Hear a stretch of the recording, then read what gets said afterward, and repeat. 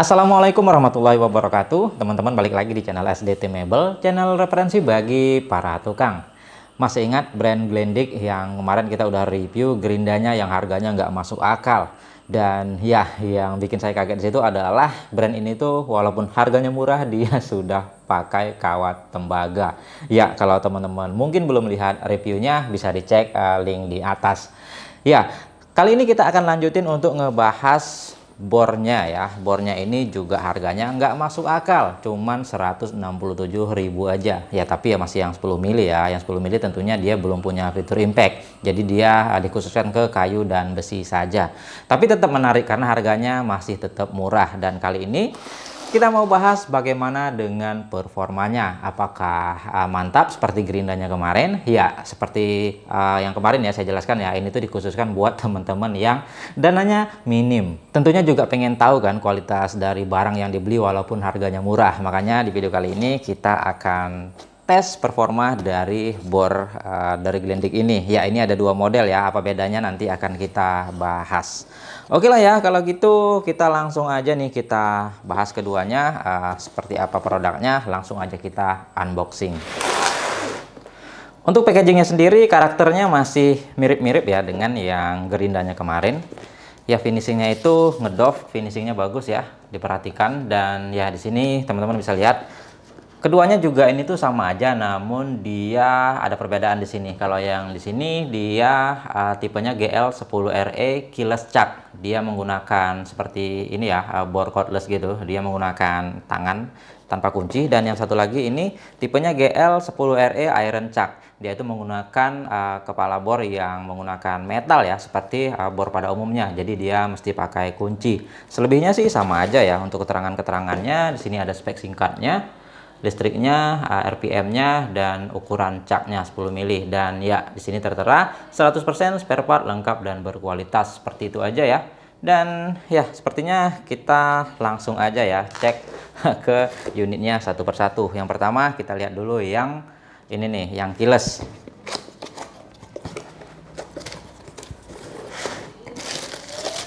Nah, di sini kita lihat ada buku manualnya dan ya nggak mungkin kita baca ya.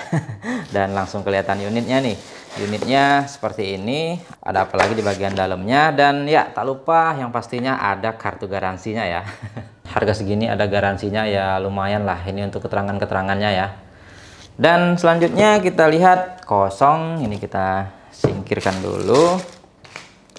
Kita langsung lihat ke unitnya. Unitnya seperti ini.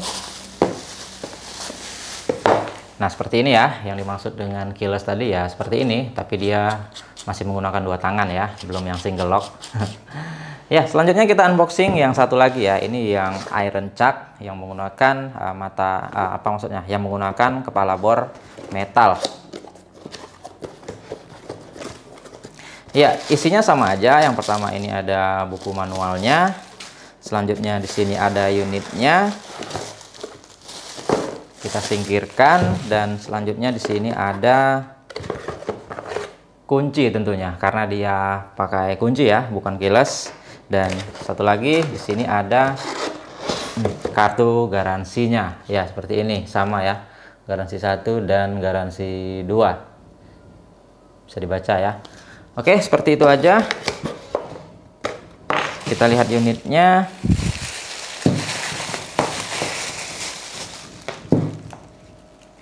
Saya singkirkan dulu. Nah, jadi seperti ini ya, antara kedua bor ini tuh bentuknya sama aja. Yang membedakan itu cuman caknya. Ya, yang satu caknya seperti ini 10 mili menggunakan sistem kunci seperti ini, dan satu lagi menggunakan keyless. Ya, itu aja sih bedanya. Dari desainnya sendiri kalau kita perhatikan umum aja ya, warnanya sendiri seperti Magtek ya, mirip. Dan ya dari bentuk globalnya juga bisa dikatakan ya sama aja dari bor 10 mili kebanyakan. Tapi yang membedakan di sini dia itu udah punya cantolan ya di bagian atasnya sini, jadi dia itu bisa kita kaitkan di saku celana kita mungkin kalau mau manjat-manjat ya, pasang bajaringan mungkin. Tapi yang beda juga ini yang saya suka adalah di bagian leher bornya. Dia lebar ya seperti bor 13 mili kebanyakan. Rata-rata bor 10 mili kan nggak ada lehernya, dan ini udah ada. Dan ya, fungsinya dia itu bisa kita kaitkan ke handle ya, handle kiri, ataupun bisa kita pasangkan ke drill stand. Jadi ini udah bisa dipakai ke drill stand ya, karena lehernya lebar seperti ini. Ya udah oke sih. Nah, untuk speknya sendiri ya, namanya bor 10 mili ya, rata-rata semuanya itu memang dikhususkan untuk kerja-kerja ringan aja. Dari wattnya aja bisa kita lihat. Di sini tertera 450 watt. Dan RPM-nya di situ 2800 RPM ya. Itu udah mantap kalau memang real segitu. Nanti kita coba juga. Dan untuk kapasitas caknya dia di sini 10 mm. Ya, walaupun ini untuk kerja ringan, tapi nanti sepertinya kita bakal siksa juga ya sampai macet-macet. Ya, untuk mengetahui performanya apakah dia mudah panas atau enggak. Ya, seharusnya kalau dia udah pakai tembaga seharusnya nggak mudah panas ya. Ya, nanti kita tes aja, kita siksa sampai macet-macet. Ya, untuk build quality-nya sendiri nih, kalau yang saya rasakan sih ya sekedar apa adanya aja gitu ya. Dari bahan plastiknya sih bisa saya katakan ini tuh tidak jelek ya. Ya dibilang bagus sih nggak juga, ya standar lah. Tapi untuk finishingnya ini menurut saya masih kurang rapi ya. Di sini tuh ada sisa-sisa tajam gitu di bagian sambungannya, dan di bagian sini juga ya dia itu kurang rapet ya. Tapi secara keseluruhan sih cukup solid menurut saya. Dan untuk caknya sendiri ya ini tuh udah padat ya, tidak oblak. Ya bisa dikatakan untuk build quality ya sebenarnya sih pas-pasan ya. Tapi mengingat harganya juga udah murah ya, bisa dibilang ini tuh udah oke lah kalau dibandingkan dengan harganya. Lalu untuk fitur-fiturnya sendiri ini udah tergolong lengkap ya, tapi dia belum punya impact karena ya rata-rata bor 10 mili memang belum ada impactnya. Untuk yang lain-lain sih ya tergolong udah cukup lengkap. Di bagian triggernya ini tuh ada reversible ya, ini tuh untuk bolak-balik mau putar kanan ataupun putar kiri. Lalu di triggernya sendiri dia itu untuk speednya udah variable speed ya, tergantung seberapa dalam kita tekan. Dan di bagian triggernya juga ada stopper. Stopper ini fungsinya adalah untuk membatasi mau seberapa dalam kita tekan triggernya. Nah seperti ini ya, mau lebih dalam bisa kita atur. Nah seperti itu, jadi dia akan menyesuaikan nanti seberapa mentok tekanan tangan kita. Lalu fitur selanjutnya di bagian atas ini ada water pass ya, supaya bisa horizontal terus kita mengebor misalkan di tembok ya. Dan selanjutnya fitur-fiturnya adalah, oh ya ini lupa, dia tuh ada ini ya, lock button, jadi kita bisa nyalakan terus menerus. Dan ya selanjutnya fiturnya apa lagi ya, di bagian bawah ini ada untuk gantungin kuncinya, tapi ini yang keyless ya, jadi nggak ada kuncinya. Untuk yang model iron chuck seperti ini, nah itu untuk kuncinya kita letakkan di sini biar nggak jatuh. Nah seperti itu aja ya untuk fitur-fiturnya. Saya rasa ya fitur standar ya udah oke lah. Oke, selanjutnya kita akan uji spesifikasinya ya, dari watt, RPM dan lain-lain. Pertama kita cek dari dayanya dulu nih.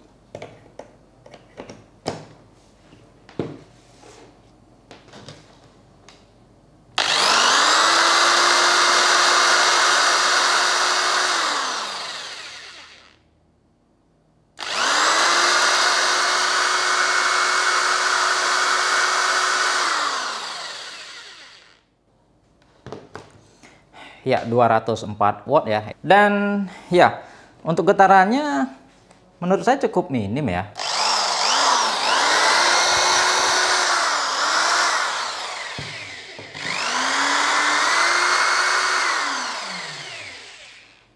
Nah getarannya kerasa minim nih, cukup mantap. Dan ya sekarang kita mau tes untuk RPM-nya ya, kira-kira tembus di berapa nih, apakah sesuai dengan speknya. Kita langsung coba aja. Ya untuk settingannya ini udah saya bikin yang paling kencang ya, kita tes.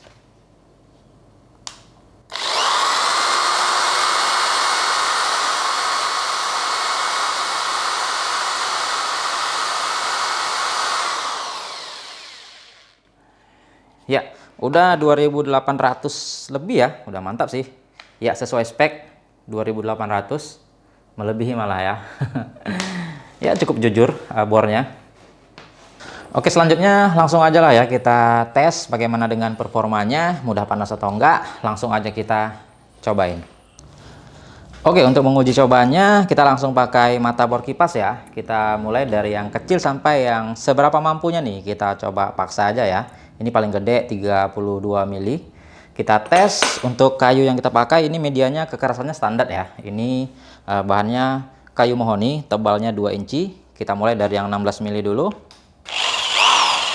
Ya, langsung aja kita coba.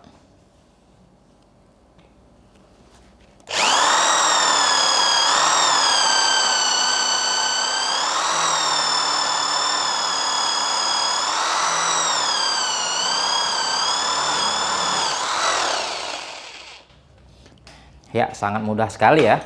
Ini yang saya tes yang caknya keyless. Sekalian kita mau coba kualitas caknya mudah lepas atau tidak. Selanjutnya saya naikkan ukurannya ke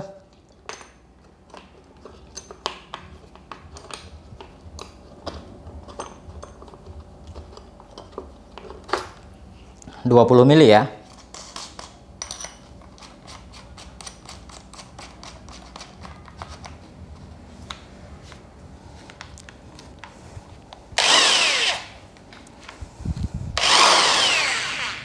Oke, kita coba lagi, mampu atau enggak.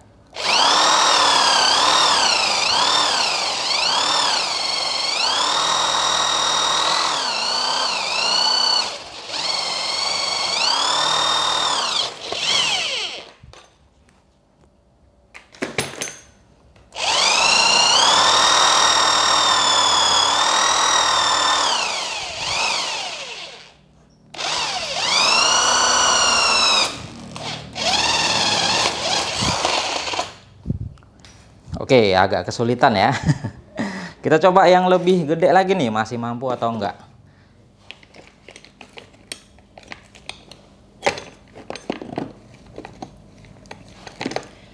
Sekarang saya tes 28 mili.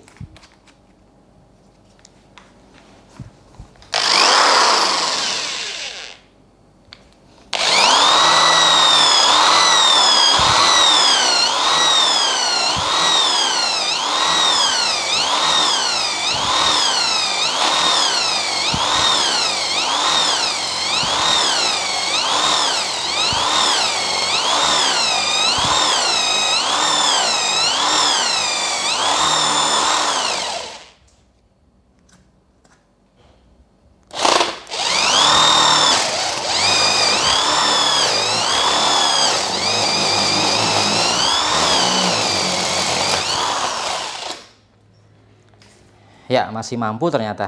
Mungkin tadi mata bornya tumpul ya. 28 mili. Oke, kita lanjut ke 30 mili.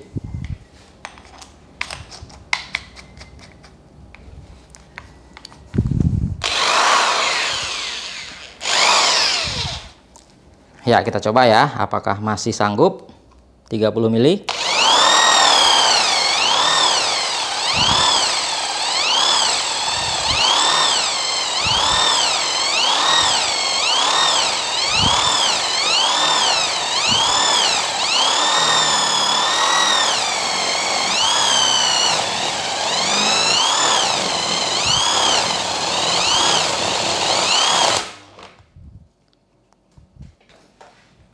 Iya, udah tembus ya. Itu tadi nyangkut.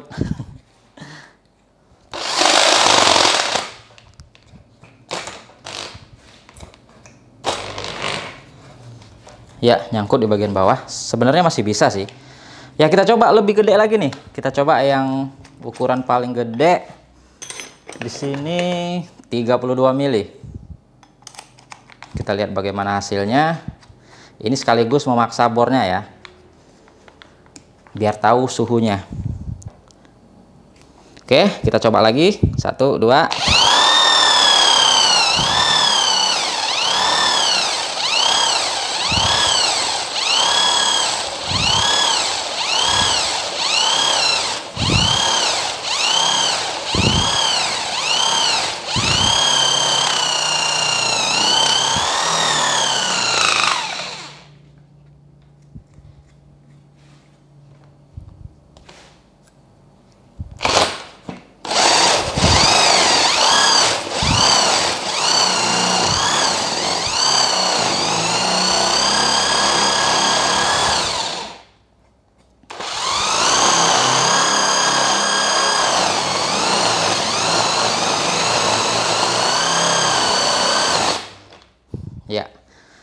karena ini bor kipas ya, jadi di ujungnya itu dia nyangkut dan di situ dia slipnya.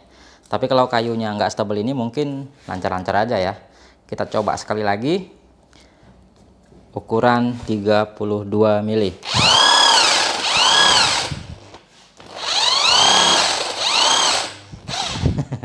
Nah, di sini dia udah ngampun ya.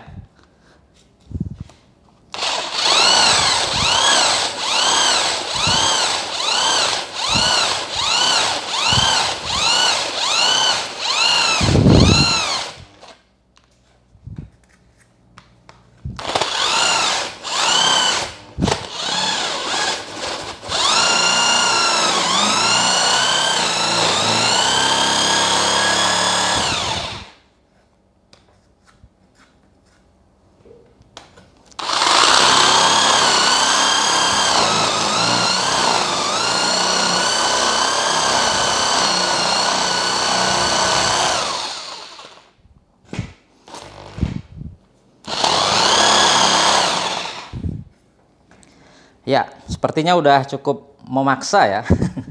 Atau kita coba tes sekali lagi, satu lubang lagi. Kita mau geber biar tahu suhunya aman atau enggak ya.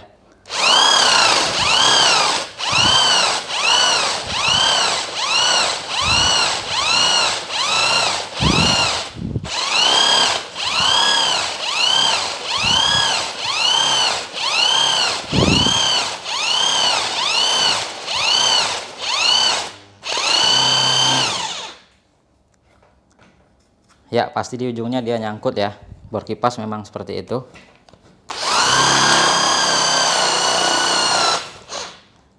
Oke lah, takut kickback.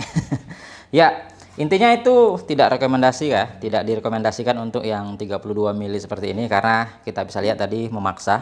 Tapi yang saya salut untuk performanya, dia bisa dikatakan oke ya. Untuk suhunya sendiri ini tergolong aman kalau saya rasakan. Coba kita tes ya. Kita tes. Nah, 38. Dipaksa seperti itu 38 ya. Di bagian sini. Nah, ini 40 nih. Agak tinggi, tapi masih di bawah 50 ya, masih layak sekali. Nah, 38. Di bagian belakang. Nah, 32. Intinya untuk suhu aman ya, walaupun kita paksa ya. Sebenarnya kan nggak untuk seberat ini ya kerjanya ya. Ini untuk yang bor 13 mili aja saya rasa ngampun kalau pakai mata bor selebar ini. Tapi ya bisa dibilang oke sih.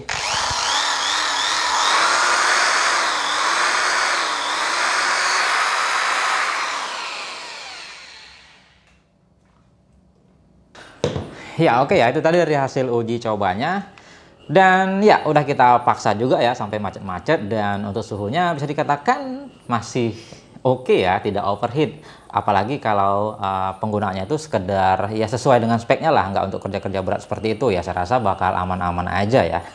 Dan ya itu tadi untuk hasil uji cobanya. Kalau saya rasakan ya itu untuk mata bor kipas 30 mili ya masih oke lah. Tapi selebihnya saya rasa tidak recommended ya. Tetap dia itu memang tidak dikhususkan untuk kerja-kerja berat.